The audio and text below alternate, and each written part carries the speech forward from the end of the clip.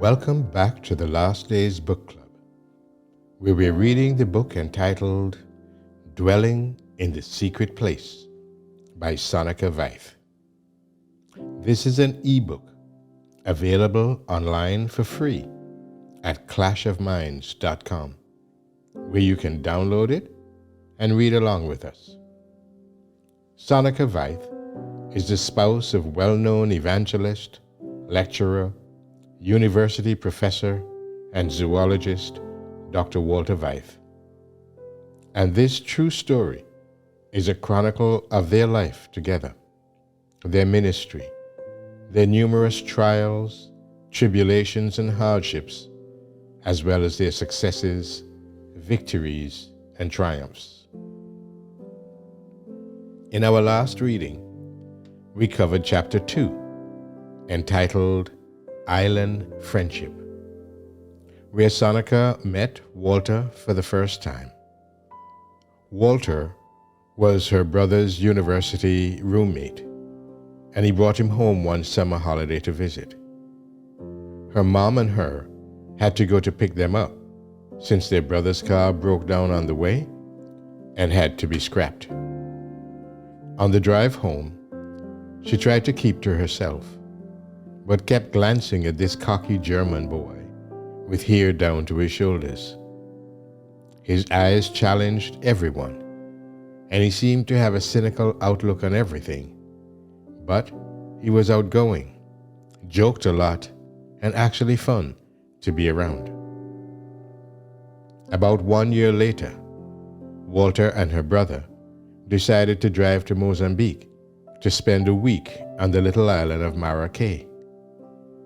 Her brother had his girlfriend along, and Walter had no one, so little sister Sonica was allowed to come along. But she wasn't so little anymore, having made 17 and being in the final year of high school. On the boat ride over, Walter was violently seasick, and he spent the ride drooped over the side of the boat, feeding the fish. They finally arrived at the island, which was uninhabited, with no homes, buildings, or shops. They set up their tent and unpacked the supplies they had purchased on the way. The boat would come back for them in a week. It was here that the two got to know each other. Although Walter never seemed to allow anyone to penetrate his armor of sarcasm, wit, and cockiness, one night, after her brother and his girlfriend went to sleep, they started to talk, and Walter told her all about himself. His father had migrated to South Africa from Germany and had to spend most of World War II in a prison camp. But after the war, he worked hard for his family. He was a Catholic, but married his mother, who was a Lutheran. His mother contracted cancer while he was still a young boy. And although he went to a Lutheran school, because he was raised Catholic, he received religious instruction from a nun. However, he grew to hate that nun because she told him it was a shame that his mother should go to hell when she died, since she wasn't a Catholic. What kind of a God was that, who would send his mother to hell just because she was a Lutheran? He got so angry at the nun, he would tear up the catechism book and throw it in her face. Of course, he was expelled from the class indefinitely, and when the headmaster inquired of him why he was outside, he replied, "That old witch threw him out." Of course, that earned him a thrashing, and that continued for a while. His mother, meanwhile, got more and more sick. And in those days, radiation treatment was not as advanced as today, and she was often overexposed to it and was burned and suffered intense pain. He would lie awake at night, listening to her screams of pain. The wicked nun visited his mom, but instead of helping her, repeated the curse that she would have to spend eternity in hell.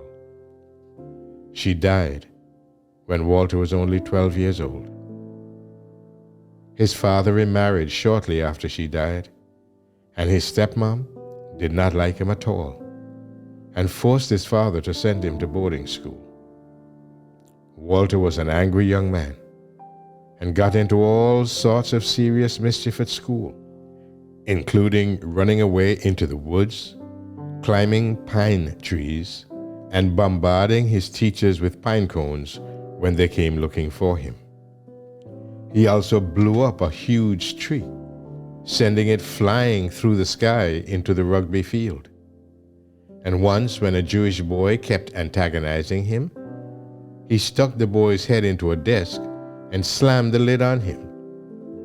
Fortunately for him, the headmaster at that school favored him, and he wasn't punished. He got through the rest of his school years without too much trouble, and eventually went to university, where he had to work to pay his own tuition since his stepmother prevented his father from paying for him. The friendship they forged at this island was to last the rest of their lives. Dear listeners, remember, you can download this book for free from clashofminds.com and read along with us as we pick up the story today with Chapter 3, entitled Haunted House. Ephesians chapter 5, verse 11. And have no fellowship with the unfruitful works of darkness, but rather reprove them. The train pulled into the Durban station dead on time.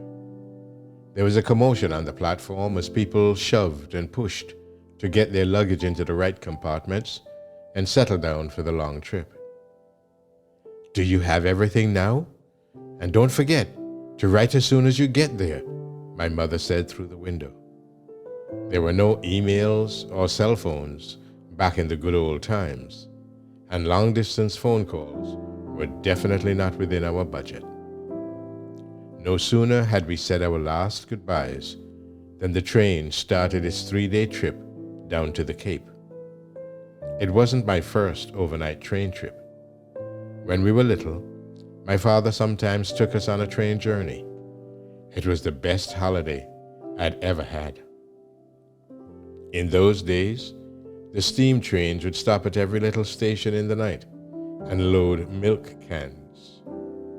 I would be sleeping in the top bunk and would wake up hearing the conductors on the platform chat as they loaded the cans and some other goods to be transported.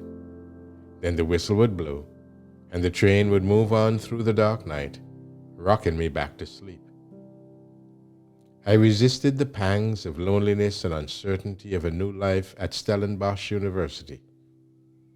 I would be far away from my parents and home in a place I'd never seen before. To make things worse, I still struggled to speak when I was nervous. How would I ever get by? My only comfort was the fact that Walter would be there to fetch me at the station and help me settle into my new life for the next 3 years. When at last the train pulled into the Stellenbosch station, I looked up and down the platform, but there was no sign of a familiar face. I felt the tears rise as I walked outside dragging my heavy suitcases, but I couldn't see him in the parking lot either. I waited for more than an hour and then walked to the phone booth and back 3 times. Eventually, I searched for coins in my almost empty purse to phone a taxi.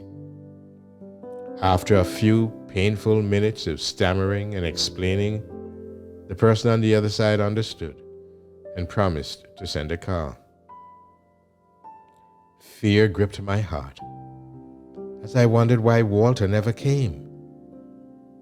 After our trip to Mozambique, he wrote me letters twice a week and even drove more than 3,000 kilometers to visit me for just one weekend. Had he forgotten me so easily?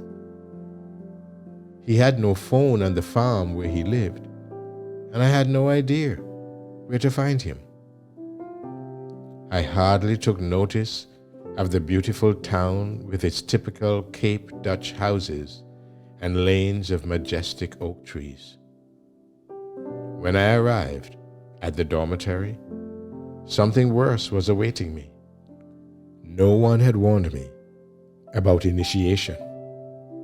A whole panel of bossy military-type second and third year students greeted me, shouting their insane rules and instructions, and ordered me to my room. My heart sank as I learned that we were not to have any contact with the outside world for 2 weeks. Thereafter, strict coming in and going out rules were to be observed for the rest of the year. Plus, being servants to any senior at any time, performing any duty, however unpleasant. Girls were not to be seen outside the dormitory with casual clothing ever, and always had to wear stockings and gloves on Sundays to the student Dutch Reformed Church. If you were late for anything, you were humiliated in front of everyone, together with receiving extra duties. I was tired. I felt so abandoned and lonely that I wished I had never come. My uncontrollable tears ever haunted me, making me run from the laughter and mocking of the older students to the toilets, the only safe place I knew. Then one day, the matron called me down to her office. A funny-looking little man stood waiting for me. He was a fellow postgraduate student of Walter at the zoology department. "You had better go with this man. I believe your friend is in hospital. But you may only stay 1 hour and then come straight back," she said, as she impatiently shooed us out. Walter looked really sick. He tried to explain to me why he never arrived to fetch me at the station, but it was difficult for him to speak. His throat was too inflamed and swollen. The previous few months, he had worked very hard at his studies, while at the same time working to earn money to pay his fees. He had very little money to live on, and subsisted for a while on tea that he made from guava leaves to try and get some vitamins into his body. But he had had no substantial meal in a long time, and ended up in hospital with malnutrition and a total immune system collapse.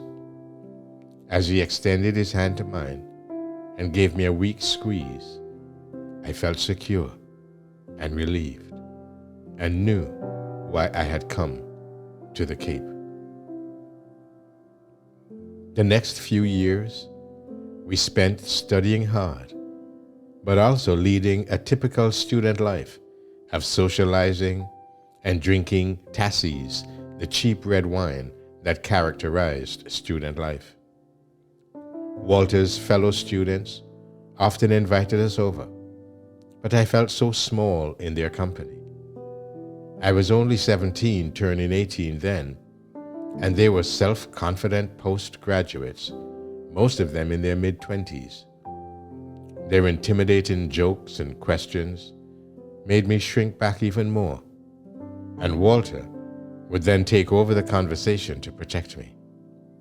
Being a hard worker and a cum laude student, he was offered a research post in the zoology department, which helped bridge the financial crisis.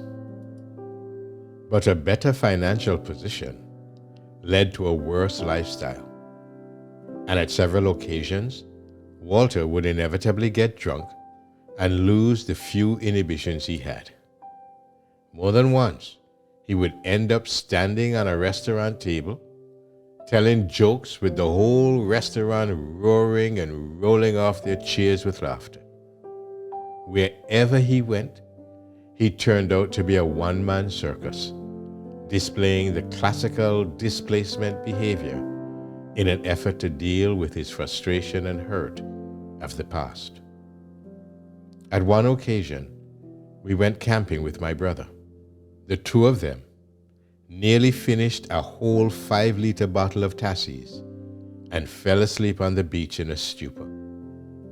In the middle of the night, I woke up to a strange gurgling sound. Walter had been sick during the night and was choking, too inebriated to do anything about it. In a panic, I turned him onto his side to free his ear passages and cleaned him up. But he was oblivious to the nocturnal drama he had created. The next day when he heard what had happened, he just laughed, without admitting or fully realizing that he had been saved from sure death, or even contemplating the detrimental effect his drinking had on his body. Even when he contracted jaundice a few years later and was hospitalized with a body yellowy enough to attract a swarm of bees, he still refused to stop drinking. The effect of alcohol on his damaged liver was now even worse, but he merely visited the chemist more often in an attempt to alleviate the after effects. One day, he decided to try and patch things up and make peace with his father and stepmother, and he took me along to Cape Town to meet them. They lived close to Kloof Neck, where the cable cars cart hundreds of tourists to the top of Table Mountain. From there, the view is breathtaking. In the front lies the whole harbor, with the shoreline extending towards Bloberg Strand. To the right sits Devil's Peak. To the left, Lion's Head and Signal Hill, with the spectacular Camps Bay on the other side of the mountain. His father possessed quite a few houses and part of a block of flats up against the mountain, and was always building and speculating, although he was a confectioner by profession. Walter had told me a lot about his stepmother, but I had the childlike belief that all people are good, and if they're mean to me, it's probably because I deserve it. I was, however, not prepared for Walter's stepmother. She seemed to have climbed out of a fairy tale. We arrived at their house 5 minutes later than stipulated, and she refused to come out of the kitchen to greet us. During the next awkward hours of the afternoon, she would continue to sling accusations at us, and after more than a few glasses of wine, she lost her poise and started whining. "It's mine. It should be all mine. I have slaved myself to death for your father, and now this little tramp will be getting all of it." For a couple of seconds, there was silence in the house. I dared not look up. What was she thinking? We weren't even married yet. My mind felt numb. I had never before been confronted with a situation such as this. In our home, we treated one another with respect, and I cannot recall ever hearing my parents raise their voices or arguing about anything, let alone treating a visitor in such a way. Noticeably, Germans did things differently. This was more than I could handle, and I ran into the nearest room crying. Like a flash, she followed me, saying, "That's good. I hope you cry for the rest of your life." And with that, she returned to her kitchen with an indescribably smug expression on her face. That was the first time I was cursed, but not the last. Much to her frustration, we did get married in June 1974 and moved to Natal, where Walter was offered a post at the University of Durban, Westville. we bought a house not more than 10 kilometers from my parents in the beautiful Gillets area. We had 2 acres of land with banana trees, a little stream passing through the middle of the property, and a little indigenous forest with cycads and wild orchids. During the time we lived there, we often visited my parents. We spent many hours talking late into the night about my father's extraordinary experiences as a journalist. One night, as we came from their house, we drove into the garage, and without any physical reason, our car smashed into the sidewall. The driveway wasn't slippery. In fact, we had almost come to a halt when the car moved rapidly sideways. I don't believe it. This car is jinxed.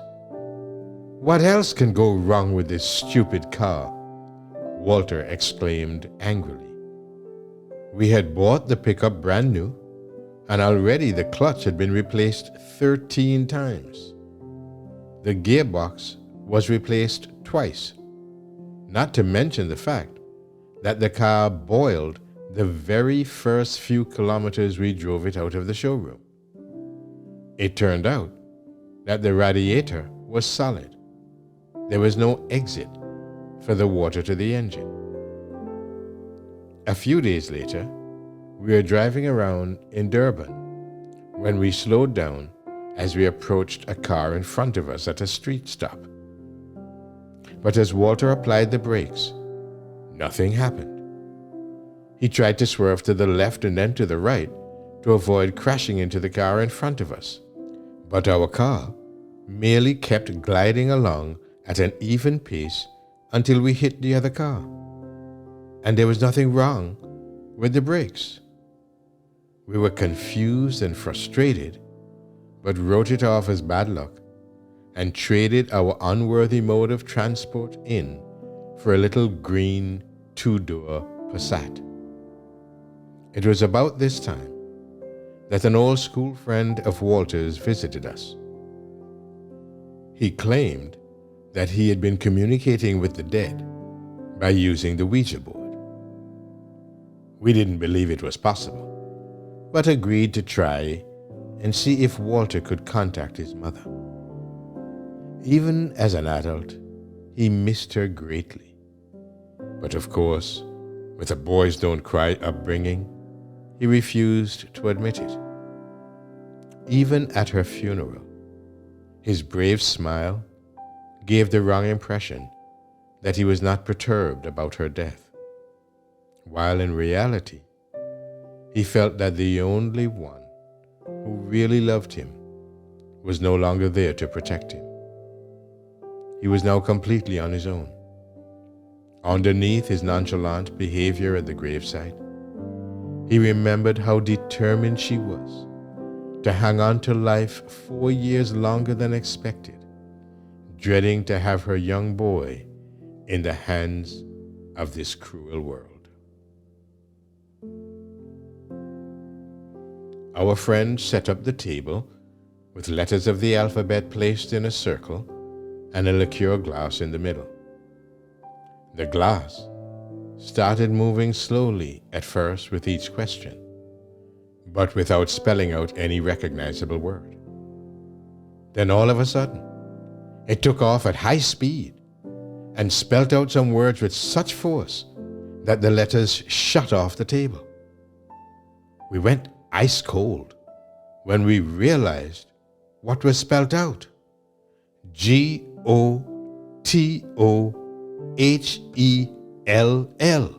Go to hell. We tried another question, but with the same force, the words were spelt out. Go to hell. And with the last letter, the glass shot off the table. We realized too late that we had scratched open the surface of something sinister that had better be left alone. The following weeks were the beginning of a long walk of confusion and darkness. we had invited my parents and some friends over for supper. My brother was visiting the family for the holidays and joined us. While we were busy in the kitchen, my brother came to Walter. "There's something funny going on here," he laughed, but we knew he was serious. "The glass jumped off your table onto my foot, just like that," and he gestured with his hand. Walter and I looked at each other. We felt very uncomfortable, but reasoned that my brother might have had a few glasses of wine too many. That night, after the guests had left, we washed the dishes and stacked them in the drying rack and went to bed, not giving the incident any further thought. We had a very clever Rottweiler. We named her Mayet after a Hindu god, since the University of Durban-Westville, where Walter worked, was predominantly Indian, as was a large part of Durban. Not only was Mayet clever, but she had all the attributes one desires in a good watchdog. She was gentle with people, but had an amazing discernment as to who was permitted on our property and who had no business there. On many occasions, she protected me from potential harm, where people looking for work just walked into the house while I was alone at home. In those days, we hardly locked our doors in South Africa, but times have certainly changed. Now, every citizen lives in his own private jail. We always believed that our pets were part of the family, and Mayet slept with us in the bedroom alongside the bed. Beside the dog, we also had a Persian as well as a Siamese cat who thought the dog was her mother. She used to sleep on top of Mayet or between her front legs with the huge black and tan paw over her head. The dog would fetch whatever you asked, even the cat. When we said, "Fetch the cat," she would run and find her and return with the cat's whole head in her mouth, the body and legs dangling limply in the air. At the command, she would then drop the wet cat gently at your feet and wait eagerly to be patted and praised. This particular night, we got to bed pretty late and fell asleep straight away. It wasn't long before a crashing noise woke us up. Mayet rushed towards the living area to investigate, but came back after a while and lay down again. When we plucked up the courage to go and see what had happened, we found the drying rack standing at a 45-degree angle and most of the dishes broken on the floor. The cats were soundly asleep in the lounge, and not a breeze stirred the air. An eerie feeling crept up our spines as we returned back to bed, grateful that we at least had a big dog with us. Not that it was any use for that which we were now confronted with. Something bigger than our human understanding of natural forces was happening, and Walter's scientific mind had difficulty dealing with it. It was not long before things between Walter and me started deteriorating rapidly. We discovered that we were not happy in our house anymore. We were petrified of coming into the house after dark, and more, we started arguing over the slightest thing. One night, we crept into our bedroom after we had been out, ever thankful that Mayet was there waiting faithfully for us, and pulled back the covers of the bed. On Walter's side lay the stuffed black cat that my mother's aunt had made for me when I was a child. It had been in a box, high up in our built-in cupboard from the time we moved to Natal, and there was no possibility that it could have gotten in the bed by itself. This is where Walter lost his composure and he started shaking. Too many things have gone wrong. We must find help, he whispered through chattering teeth as we crept deeper under the blankets. The next day, we phoned my father. He had more experience with these things than anyone knew, we thought. This is quite common, you know, he thought for a while and then continued. We once had a woman who worked for us who put her bed in the back room on bricks. When I asked her why, she said, so the Tokoloshi, a well-known little demon in the Zulu mythology, wouldn't be able to get into her bed. But one night, we heard her scream, and when I ran out to her room, she told me that Tokoloshi had tried to strangle her, bricks or no bricks, under the bed. I set some stuff alight in her room and smoked old Tokoloshi out, he chuckled, and then continued on a more serious note. It is quite possible that a worker in your garden could have buried some voodoo charms in your garden. Did you perhaps fire someone lately? No, nothing like that happened, we assured him. Well, maybe the previous owner caused the problem. I'll come over tonight and see if I can do something. It never dawned upon us that our Ouija board experiment could have opened a channel for unseen evil forces to enter directly into our lives. That night, my dad arrived armed with plenty of garlic. He walked through the house, tossing garlic cloves into the corners and making the sign of the pentagram with his right hand. Let's see what happens. I hope the smell won't chase you away as well, he joked, and left. But it seemed that the spirit had no problem with garlic, nor with occult signs. The unusual incidences continued, and my father suggested that we visit a spiritualist church to find out if some departed spirit had advice for us about our situation. He explained to us where to go, and the next Sunday, we dressed in our only reasonably presentable clothing and set out to find some answers. The church looked like any regular church. The congregation sat in regular pews and looked like regular churchgoers. There were no weird characters dressed in black with long black fingernails holding a crystal ball. The priest in front said a few words and then proceeded to let his eyes roam through the congregation until his gaze settled upon us. There is a lady standing behind you, dressed in a long dress, from about the late 1800s, it seems. She wants to communicate to you that you'll be starting with a family earlier than you think. And with that, he turned slightly and focused on someone else. Walter and I looked at each other.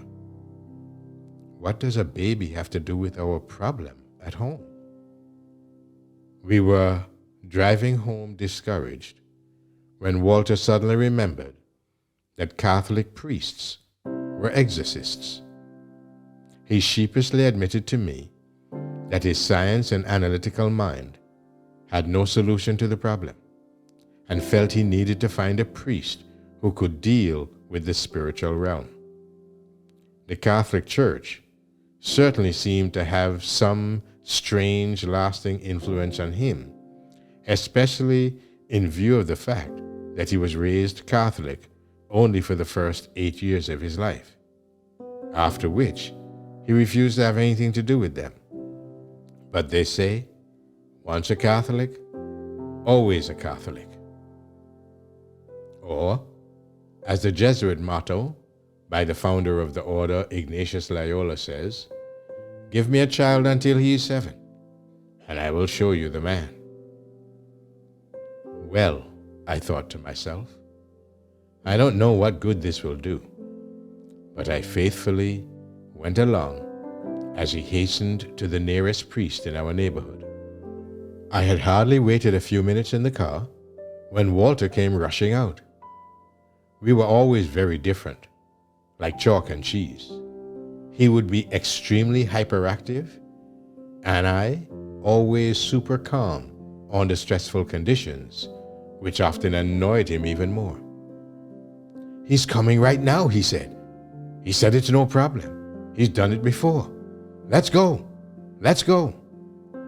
The priest's ammunition was hardly more impressive than my father's. He had some holy water in a bottle and a little book in his hand. He started by sprinkling a few drops of water in the lounge area and continued through the house at the same time reading from his little exorcist book. When he was done, he greeted us and left. "That was it?"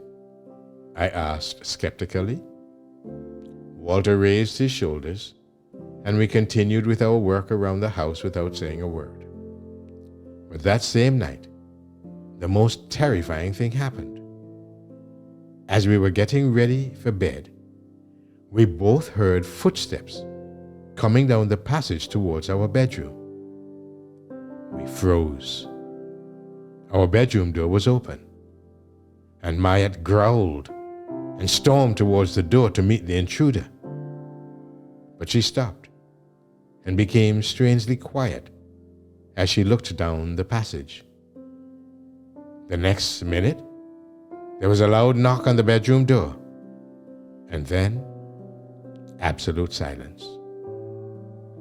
Too scared to look for ourselves, we watched Mayat as she stood there for a little while, her head turned sideways in anticipation, but clearly she could see nothing, and returned to her bed. It seemed like we were holding our breath for hours. Mayat was fast asleep once more, and at long last, we realized that the thing had gone. The unseen intruder had come to announce that it was leaving, and in the following months, we had to admit that this time it was for good. It was hard to give credit to the priest who had solved our problem with some water and a little book, and soon the incident was well and securely tucked away in the archives of our minds, never to be recalled again. Or so we thought.